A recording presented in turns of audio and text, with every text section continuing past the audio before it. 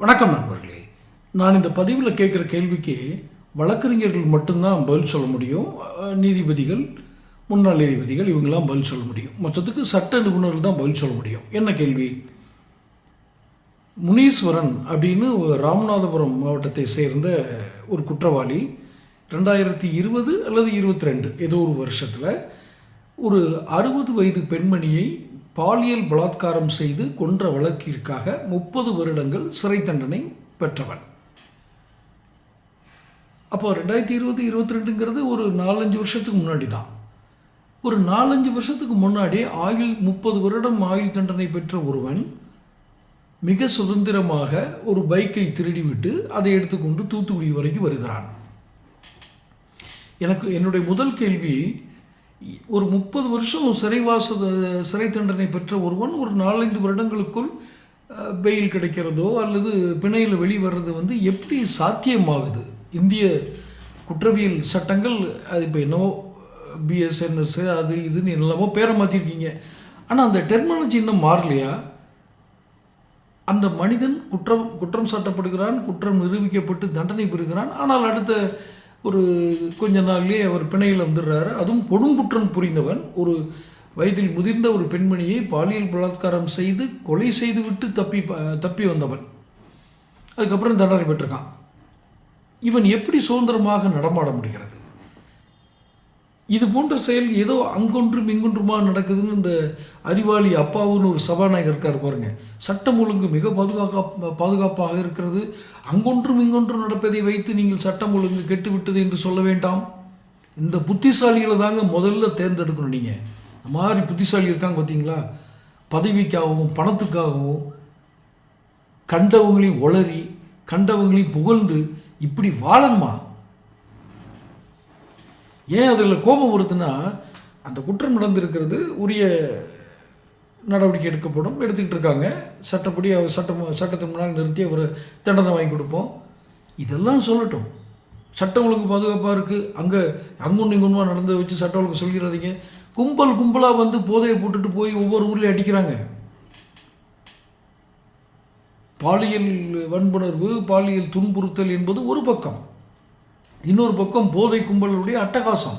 பொதுமக்கள் மத்தியில் எத்தனை உதாரணங்கள் வேண்டும் உங்களுக்கு? தாராளமாக போதைப் பொருட்கள் கிடைக்கிறது. நான் உடனே காவல்துறையில் எல்லாரும் கெட்டு போயிட்டாங்க அந்த மாதிரி பொதுத்தன்மையோடயோ இல்லை மூளை இல்லாமல் பேசுகிறாள்லாம் இல்லை. ஏன்னா நான் அந்த வகையரா சேர்ந்ததில்லை. இந்த ஒரு வகையரா இருக்குல்ல, எதுக்கெடுத்தாலும் அவர் மாதிரி உண்டான்ட்டு பின்னாடி போகிறது. என்ன நான் அந்த வழக்கறிஞர்கள் நண்பர்கள், அந்த நீதித்துறையில் இருக்கிறவங்க, த லா எக்ஸ்பர்ட்ஸ், த ப்ராக்டிஷனர் எல்லாத்துட்டையும் கேட்குற ஒரே ஒரு கேள்வி தான், எப்படி ஒருவனால் 30 ஆண்டுகளுக்கு பிறகு 30 ஆண்டுகள் தண்டனை பெற்ற பிறகு பிணையில் வர முடிகிறது, சுதந்திரமாக தெரிய முடிகிறது? இன்னும் சொல்ல போனால் அதே போன்ற ஒரு கொலையும் செய்கிறான். அப்போ அவன் உளவியல் ரீதியாக எங்கோ பாதிக்கப்பட்டிருக்கான்னு கூட அப்சர்வ் பண்ண முடியல. அது சிறை அதிகாரிகளோ காவல்துறை அதிகாரிகளோ விசாரணை அதிகாரியோ யாருக்குமே அந்த குற்றவாளியினுடைய உளவியல் எங்கேயோ மாறி இருக்கு. அவனை குற்றவாளி அப்படிங்கிறத கடந்த ஒரு நோயாளி அவன். அதே போல் குற்றம், அது வயது ஒன்று தான் வித்தியாசம். அது ஒரு வயது முதிர்ந்த பெண்மணி, இது ஒரு சின்ன வயசு பிள்ளை. பதற வேண்டாமா? இவனை கொஞ்சம் கூடுதல் கண்காணிப்பில் வச்சுருக்க வேண்டாமா? இவனுக்கு ட்ரீட்மெண்ட் கொடுத்துருக்க வேண்டாமா? தண்டனை கொடுக்கறது மட்டும்தான் எங்கள் வேலை அப்படின்னு ஜுடிஷியல் விட்டுறதா? ஒரு அப்சர்வேஷன் இருக்கு இல்லையா? எதை வச்சுக்க, யாரை கேட்குறது? உயிர் போச்சு, 2 உயிர் போச்சு. அது காரணமாக ஒருத்தர் இருந்திருக்கான். நான் அவனையும் கொன்று விடுங்கள்னு சொல்லலை. அவனை நீங்கள் சுதந்திரமாக விட்டுருக்கிறது எந்த வகையில் நியாயம்? மிக சுதந்திரமாக வண்டியை திருடுறான், இன்னொரு ஊருக்குள்ளே வர்றான், ஒரு பெண்ணை பார்க்குறான், குழந்தை அது பாவம், அதுக்கு பெண் அதை பார்க்குறான், பாலியல் உணர்வு பண்ணுறான், கழுத்தை நினச்சி கொண்டு போயிடுறான். ரொம்ப எளிது.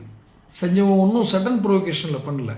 அவன் சைக்காலஜிக்கலாக பாதிக்கப்பட்ட ஒரு நோயாளி. அவன் ஒரு மனநோயாளியை, ஒரு குற்றவாளியை சுதந்திரமாக நடமாட விடுகிற நாட்டில் எப்படி சர்வதேச தரத்தில் இந்த நாடுடைய பெருமை இதாகும்?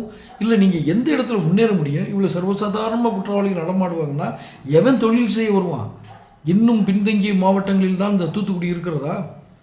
நான் நேற்று கூட இந்த பதிவு போட்டிருந்தேன். 600 வீடு இருக்குது அந்த வேடநத்தம் கிராமத்தில். 200 வீட்டில் தான் கழிவறையே இருக்குது. இந்த லட்சணத்தில் நாங்கள் கிழிச்சிட்டோம் எல்லாத்தையும். 5 வருஷத்தில் நாங்கள் திராவிட மாடல் மாதிரி இதே கிடையாதுன்னு ஊர் பெருமை வேற. இந்த மாண்புமிகு முதல்வருக்கு அவர் தான் வெக்கமா வேண்டாமா? ஐயா, ஒன்று தான் நடந்துச்சுன்னு, அதையும் போய் ஒன்று தான் நடந்திருக்குன்னு சொல்கிறாரு பாருங்க ஒரு சபாநாயகர். இந்த முதல்வருக்கு தான் ஒரு வைக்க வேண்டாமா?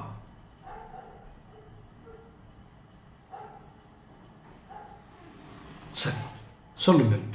சட்ட நிபுணர்களும் வல்லுநர்களும் சொல்லுங்கள், எப்படி ஒரு குற்றவாளி சுதந்திரமாக தெரிய முடிகிறது? 30 வருடங்கள் தண்டனை பெற்றார். திரும்ப திரும்ப அதுதான் மனசுக்குள்ள வருது. இது எது கேட்குறோம்னா, ஓரளவுக்கு நம்ம சமூகத்தில் எவ்வளோ பாதுகாப்பாக இருக்கணுன்றதுக்காக கேட்குறோம். அவன் தான் ஜெயிலுக்கு போயிட்டானேன்னு சொல்லி நம்ம பயம் இல்லாமல் இருக்க முடியாது போல இருக்குது. யாரையும் பார்த்து ஒரு பெரிய குற்றவாளி ஜெயிலுக்கு போயிட்டான் அதனால் ஒன்றும் இல்லை அப்படின்னு இருக்க முடியாது போல இருக்குது. அவன் எப்போ வேணாலும் வெளியே வருவான், திரும்பவும் அதே இதை செய்வான். நம்ம அதை பார்த்துட்டு சட்டம் ஒழுங்கு சரியாக இருக்குன்னு சொல்கிற அமைச்சர்கள் வேறு நம்ம வச்சுருக்கோம். அதனால் கொஞ்சம் பாதுகாப்பாக இருக்கணுன்றதுக்காக சொல்கிறேன். தேர்தல் வருது, சரியான படத்தை புகட்டுங்க. இந்த வாயில் உளறிட்டு திரிகிறாங்கல்ல, உளர்வாயன்கள், எந்த உளர்வாயனாக இருந்தாலும் சரி, சரியான பாடத்தை புகட்டுங்க. அது யாருக்காக இருந்தாலும் சரி.